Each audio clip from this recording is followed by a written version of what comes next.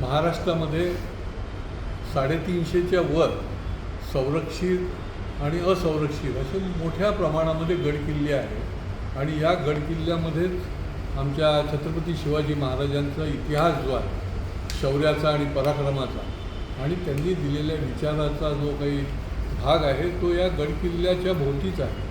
हे गडकिल्ले राहिले पाहिजे, टिकले पाहिजे, गडकिल्ल्यावर तरुणाई गेली पाहिजे, लोक देखील जाऊन त्याचा इतिहास जो आहे तो बघितला पाहिजे. कारण ही प्रेरणास्थान आहे, स्फूर्तीस्थान आहे.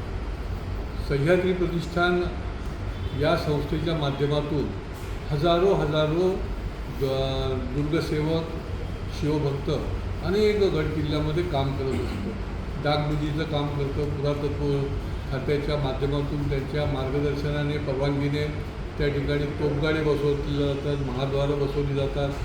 आता जो प्रश्न उपस्थित झाला आहे तो रायगडावर.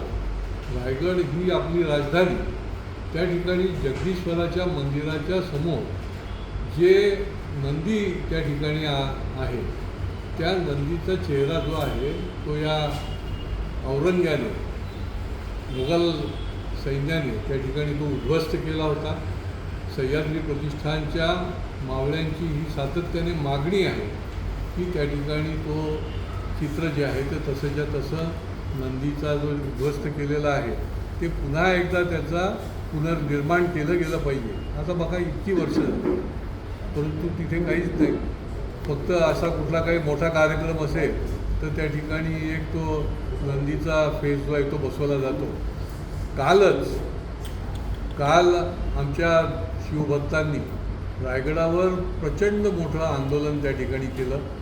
या सर्व दुर्गसेवकांचं, शिवभक्तांचं मी मनापासून त्यांचं अभिनंदन करतो, त्यांना धन्यवाद देतो. जो शिवभक्त आहे तो राष्ट्रभक्त आहे आणि शेकडोच्या संख्येने त्या ठिकाणी त्यांनी ही मागणी केली की आपण येणाऱ्या काळामध्ये हे जसंच्या तसं नंदीचं मुखवटा जो आहे तो जसाच्या तसा बसवला पाहिजे. आणि आपण जर बसवू शकत नसाल तर सह्याद्री प्रतिष्ठान सक्षम आहे. सह्याद्री प्रतिष्ठानला आपण परवानगी द्या आणि ते आम्ही बसवण्याचं काम करू. आणि हे आंदोलन जे आहे ते यशस्वी झालं आहे, त्यांचं मी मनापासून त्यांना धन्यवाद आणि अभिनंदन करतो.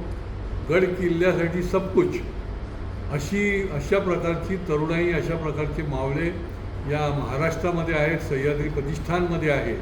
त्याचा मला सार्थ अभिमान आहे.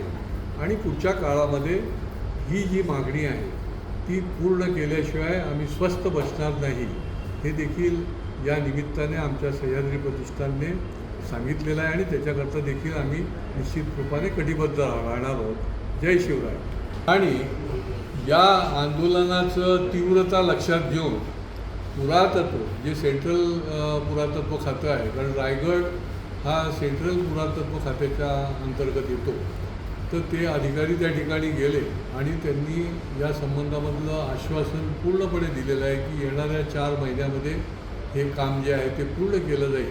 आणि त्याच्यामुळे हा गडकिल्ले प्रेमींचं, गडप्रेमींचा, शिवभक्तांचा, दुर्गसेवकांचा हा फार मोठा निश्चितपणाने हा यशस्वी असा लढा जो आहे त्याचा तो विजय आहे आणि पुढच्या काळामध्ये त्याचा पाठपुरावा देखील केला जाणार.